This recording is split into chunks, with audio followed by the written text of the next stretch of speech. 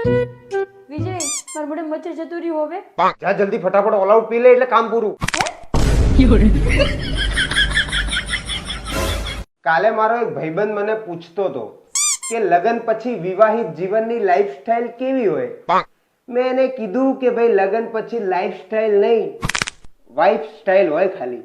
બરોબર છે તમે કહો એમ અમારે કરવાનું હે. તું ક્યાં જવું યાર?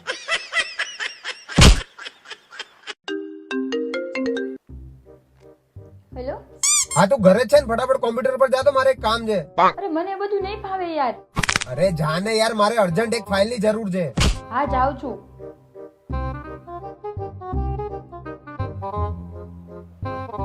હા બોલો હું બેઠી હવે. હવે ત્યાં માય કોમ્પ્યુટર પર રાઈટ ક્લિક કર. હા કર્યું. કર્યું? હા ઉપર શું દેખાય છે?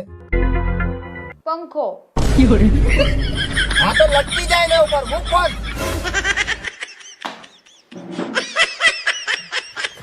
વિજય આ લગ્નનો શું મતલબ હોય? લોકો કેમ એટલું ધામધૂમથી કરે છે?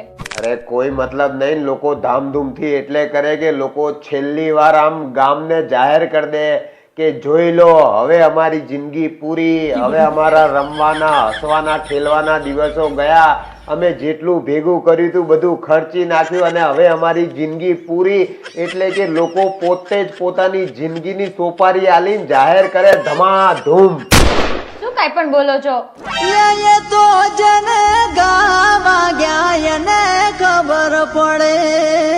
તમારા છોકરા સાથે મારી જયારે સગાઈ થઈ ને ત્યારે મારા બધા ફ્રેન્ડ્સ કહેતા હતા કે એનામાં બધું બરાબર છે પણ હસન ત્યારે કેટલું ખરાબ દેખાય છે, તોય મેં લગ્ન કરી લીધા. આ લગ્ન પછી બાપડાને ત્યાં ક્યાં કોઈ દી હસવા જ દીધો છે? શું થયું બેટા, કેમ આવો ટેન્શનમાં બેઠો છો? કઈ નહીં મમ્મી, મને એમ થાય કે હું શું કરું છું. કોઈ કામ ધંધો નહીં કરતો, આખો દિવસ ઘરમાં પડ્યા પડ્યા આ બધા મમરા ખાવું ને તમારા રોટલા તોડું. મને એમ થાય કે આ ધરતી ઉપર મારું શું કામ છે, હું બોજ છું. નાના બેટા, તારા કાર્બન ડાયોક્સાઇડ થી ઝાડવા જીવે જ છે ને.